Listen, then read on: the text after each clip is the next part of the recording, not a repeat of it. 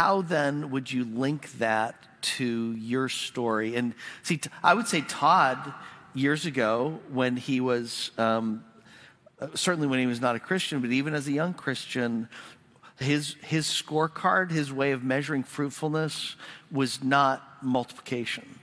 It was not producing fruit on other people's trees. Talk a bit about your journey, how God took you from where, and my guess is that's probably where most Christians are, where you were. How did God take you on that journey? Yeah. I want to be really clear getting into the story that we don't have to be in full-time vocational ministry to live the life I'm getting to live, if I can say it that way. Yeah. It would be really easy. Last week when you got to celebrate the story of residents going off to plant churches, it might be easy for you to say, well, that's somebody in full-time ministry, that's not me. And I think back 25 years ago, and I think that's me, is okay, that there's full-time vocational ministry folks, and then there's everybody else. The reality is, were you going to say something? I was just going to say, but it begins with that vision of, okay, my life is not about the scorecard for time, it's about a scorecard for kingdom. Right. And even though you'll talk about Bob Buford, most of us don't have millions of dollars to invest the way that he has to have his impact, but the calling, the vision is the same. That's the point. Yeah, and I think for my story to make sense, we have to start with the calling story. Like, how did it end up that the journey of getting to where I am right now? So I'm one of the weird people that knew when I was 13 years old what I wanted to do with my life. I wanted to be a nuclear engineer. And as weird as that sounds, everything was in the way at that point. College was in the way. I wanted to get through college and get out and be a nuclear engineer. I had the blessing of being hired at one of the top engineering groups in the world called Naval Reactors that operates all of our nuclear things in the Navy. I loved what I was doing. I didn't want to move on from it, and promoted too quickly, and found myself in my 30s wrestling with, what am I going to do with the rest of my life? Like, you did love what you're doing. I'm sorry, I'm laughing. I remember there was some movie or something being produced on PBS that was like about the nuclear Navy or about the nuclear submarines, and they came to this door on the nuclear submarine that said top secret, and you and Troy were kind of like, that's what I get to do.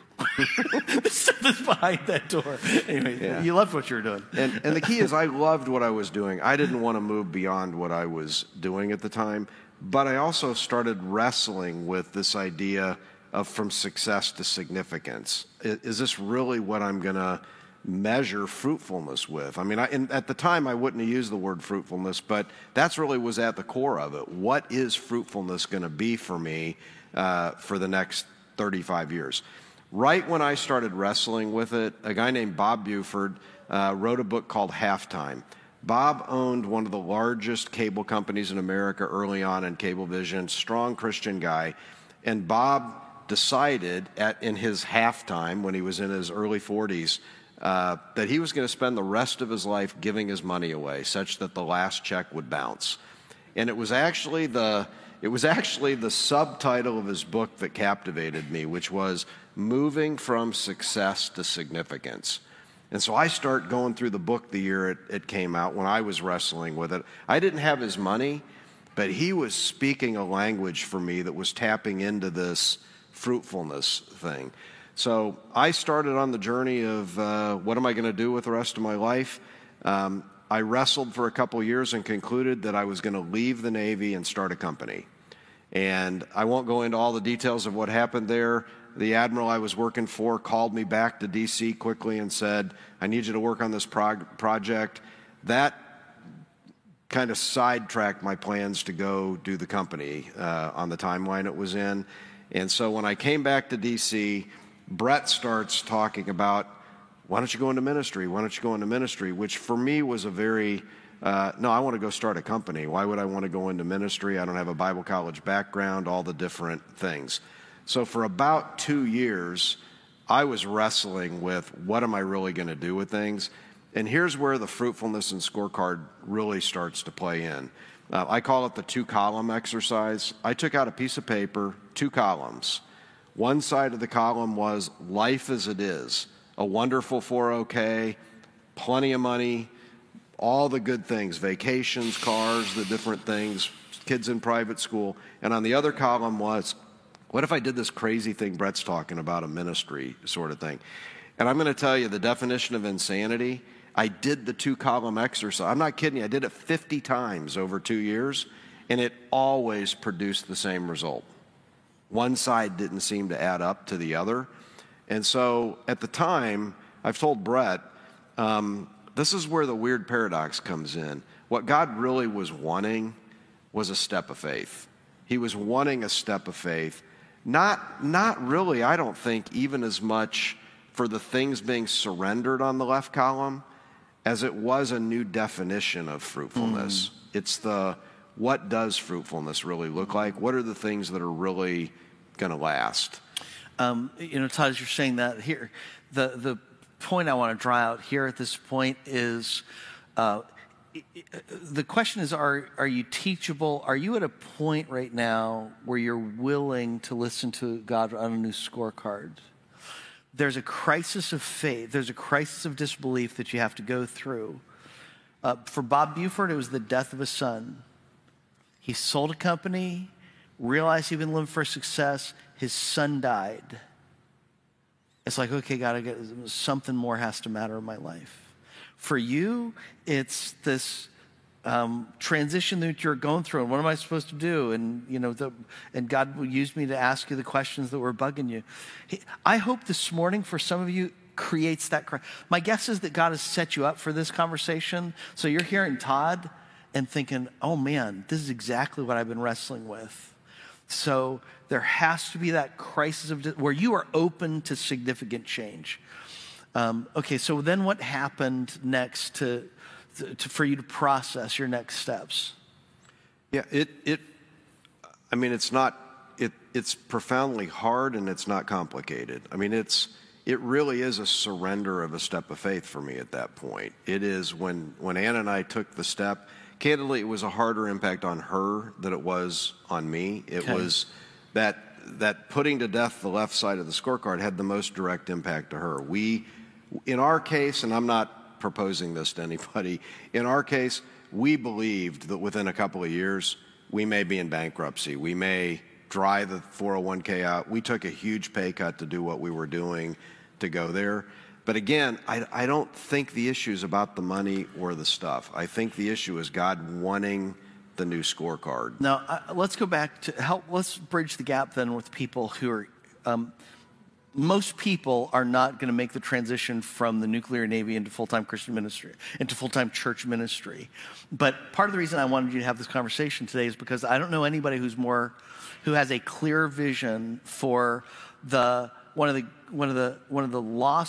great lost resources of the church is a whole bunch of people that have great giftedness, and you think, if I can't teach kids Sunday school or bring or make coffee, then God is not going to have much impact on my life. And so I want you to draw that connection from where people are right now to understanding, what they do, they can live right now in a way that produces fruit on other people's trees.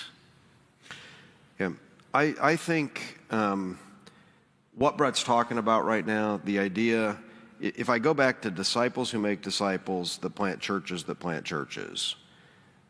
the reality is, if all we do is plant churches, if we just plant a bunch of churches, we are still not going to see necessarily what we would call gospel saturation, seeing the penetration of the gospel being carried into every crack and cranny of society. If we're to carry the gospel into every crack and cranny of society, at this point in culture, it's not going to come by bringing everybody to this church building or the church buildings. It's going to come by how each of you see yourselves as an everyday missionary where you work, live, and play. What's it look like to think differently and be intentional in that kind of setting? What's it look like for you to see yourself? I'll ask it this way. What keeps you at your gym from just declaring yourself the chaplain of the gym? It sounds crazy, but Professional teams have chaplains and have things. What kind of qualification do you have to declare yourself and carry a card that you're the chaplain of the gym? Think about how it changes. Think the mindset. All of a sudden, I'm going to be the chaplain at the gym. When I went through this exercise years ago, Brett, of what would it look like for me to be the chaplain at the gym, here's the reality before I thought intentionally that way. I would go to the gym when the least number of people were there because I wanted to efficiently get in and out. Success was getting in and out talking to the fewest number of people. But if I'm going to be the chaplain of the gym, I have to think differently. Maybe it's going when it's a little more crowded and being okay waiting in line for a machine. This is going to sound crazy, but you can get the picture. The sauna at the gym becomes like the old-fashioned synagogue. When you're in the sauna and there's a group of 6 people sitting around talking about things, you engage the 6 people in the sauna differently if your intentionality is, I am a missionary in this place and I'm the chaplain of this place. Because those 6 people in the sauna are going to be talking about life's problems and challenges and the thing with their kid. And it's a way of how do I intentionally engage differently. Talk about what that means, though, in terms of prayer walking for you, because I don't want to go to the sauna in the first place, but I don't want to go in the sauna and have those conversations unless I know God's gone before me. But you talk about prayer walking. Yeah. So when we moved from Northern Virginia down to North Carolina, where my wife and I met, I just felt a real sense. And as I tell this story, it doesn't matter whether I'm in full-time vocational ministry or not, this story. I'd be doing this if I was still an engineer full-time. I felt a conviction that the Duke University campus was part of my mission field. I just felt like, what does it, and I went in with the intentionality. As an NC State grad, you knew they were lost. As an NC State grad. Okay? That's right. And so I just went in with the idea of, if Duke University is my mission field and I'm a missionary, what am I going to do? And it started out very simple. I'm going to prayer walk, meaning walk around the campus. So every Sunday afternoon after church, I would go to Duke University and for an hour or two walk around the campus. And I would pray. And the prayer was really simple past every place I would go. God, put the right people in my path. Put the right people in my path. And we're not here to talk about it today. This is 2 years ago that started, 2.5 years ago. I could write a book on how God has answered that prayer. And I can link it to our church planting activities at New Life in a really big way. Like the stories that fall out of how God has put, let me just start by the very first person. It turns out the head of the divinity school lives in my neighborhood, and we run into each other, and he starts making connections for me to other people at Duke. And so the web or network of connections that I've been able to make there, and I just continue to see myself as a missionary with that mission field to engage it. The principle here is intentionality. The application is, what are you doing in the sauna? Another application is just prayer walking. Wherever you go, walk in saying, God, where's the opportunity? Who puts somebody in my life for me to have a conversation? The result of this is Todd, the NC State grad, is doing VIP tours now of Duke University. So just imagine for a second that you've decided, it sounds crazy, but this is real life. I mean, it's intentionality.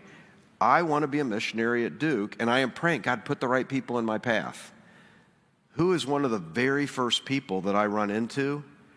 An 85-year-old head tour guide at Duke University who has the key to Cameron Indoor Stadium, who does all the VIP tours. This guy played on the basketball team in 1957, was the captain of the baseball team. I mean, he knows everybody at Duke. There's not a person at Duke University from the president down that he doesn't know. And we run into each other, we get talking, and before you know it, he asks, do you want to be a tour guide at Duke? Well, think about it for a second. If your mission field is Duke University and you want to be a missionary there, it doesn't get much better than being a tour guide carrying a key to Cameron Indoor Stadium. Okay? And all that falls out of just the intentionality of prayer walking and praying, God, put the right people on my path. And I'd be doing that if I was in the marketplace full time. That's not a vocational full-time thing. Now let's backtrack that a little bit more. So if intentionality is significant action, well, intentionality to what end? So how do you measure what you're going to be intentional? How do you determine what you're going to be intentional about? It has to do with scorecard. Right. Are you counting runs? Are you counting points? And I would put the score I'm just going to say for me right now, I put the scorecard part into two pieces. One is a posture. What posture am I going to take? Am I going to try to do something to my own end? I have chosen, and I think it's consistent with the posture of New Life Christian Church and our fruit grows with other people's tree. If I can just use the word, how can I help you? It's the posture of how can I help you? And I'm going to quickly say, let's go back to Bob Buford. When Bob Buford died, the pastor of his church doing the eulogy at his church said, let me give you a bottom line of Bob Buford and tell you one story that captures his life. He said, Bob attended our church, and he called me one day and asked if he could meet with me early on. He said, I didn't know him well, and the pastor of the church said, usually when someone in the church wants to meet with me and ask for a meeting, there's a marriage problem, there's a kid problem, there's a money problem, there's some kind of problem when they're wanting to meet with me. And he said, Bob walked into my office, came across the room, shook my hand, we sat down, and I thought he was going to unload a problem on me. And Bob looked at me and said, how can I help you? And he said, in 30 years of pastoral ministry, no one has ever come to me and asked that question. And so that posture of how can I help you? And if we go back to the prayer walking and God put the right people in my path, a lot of times it's our agenda when we're trying to find something. But if we can have the agenda of, God, make it clear, maybe there is something for me in this, but intersect the need of somebody else with where I'm at. I'm calling that the posture part of it. Now, here's where the unique part that each of us can have different fruitfulness. In my life right now, almost everything I do intentionally is through the lens of seeing 16% of churches in the United States reproduce. I would love to see us make a dent in that before I die and see the needle moving. So I also go into every interaction, every prayer walk, everything I'm doing, I'm thinking the fruitfulness of disciples who make disciples who plant churches that plant churches. It's the lens I see the opportunity of the world through. And as the opportunities come to me, I can say no to some things because I don't see the disciple making and church planting opportunity in it. And I'm not prescribing that on everybody else. I'm saying that's why it's important we have an understanding of how we're defining fruitfulness. I'd say it this way. Push aside kingdom thing. If you decided fruitfulness, I want to be worth $20 million by the time I die. That's my fruitfulness. I want to conquer the $20 million hill. How's the rest of your life going to align? If that's the fruitfulness definition, all of your activities and the things you do, what you say yes to and what you say no to, is to produce that fruitfulness. So the idea of the scorecard, Brett, what we set our eyes on for fruitfulness becomes our yes-no filter to what we do, how we spend our time. And if we go back to success to significance, all we have to give is our time, our talent, and our treasure. Where do we put our time? Where do we put our talent? Where do we put our money? So, and understand, here, get this picture. Imagine everybody at New Life is living with this daily intentionality for, Lord, make me as fruitful as my one life can be for eternity. And you're living it out every day. Lord, I am the pastor to my community.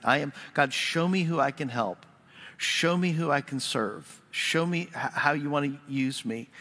And make me fruitful in that.